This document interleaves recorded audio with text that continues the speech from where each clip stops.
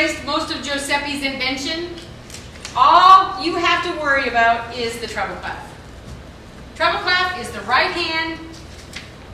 Almost always, it's the melody that you're going to play. All right, left hand plays chords, which is usually on an organ, the bottom keyboard, on a piano and a digital piano, the left portion of the keyboard you'll play down with the chords.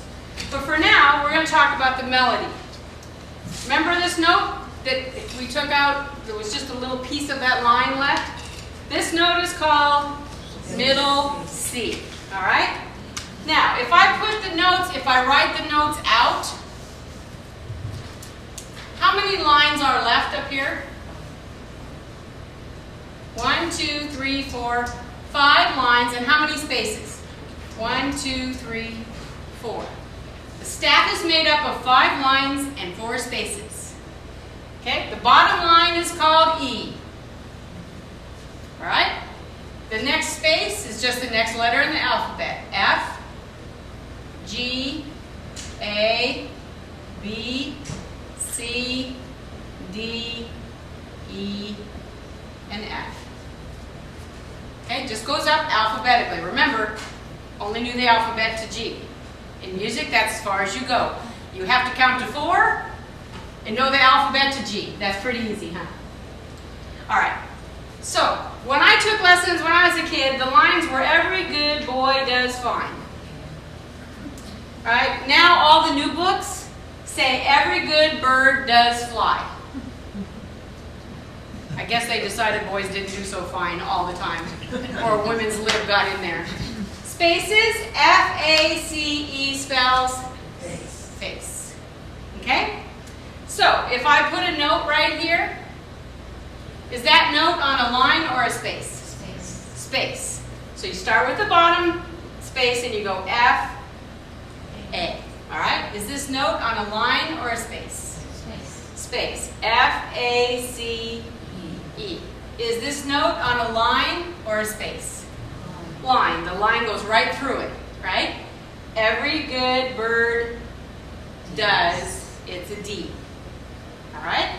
Now, this note is on a line, correct? That's an E. This note hangs down off the E line. What comes before E in the alphabet? D. And then I add, this is called a ledger. Ledger means I wrote it in. I have to draw that little piece of that line and put a note there, and that note is called middle C. Why? Because it's in the middle.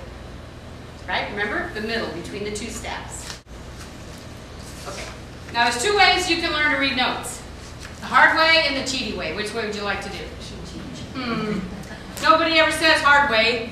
So, remember I told you Giuseppe intended music notation to be a graph? Well, that's how you should read the music too. Eventually, almost all note readers get to the place where they don't go, that's an E, that's an F, that's a B.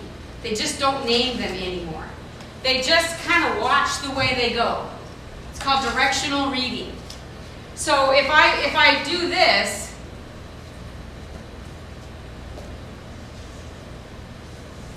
all right? Now, in the old days, they used to go do, do, do, re, mi, fa, so. They gave every note one of those little words. If I look at this, I could tell what I wrote here just by how far apart the notes are. So if I go la, this is the same, right? This is up 1, down 1. This is a skip 2. Look, G, A, B, C. There's a note that could go there and a note that can go there.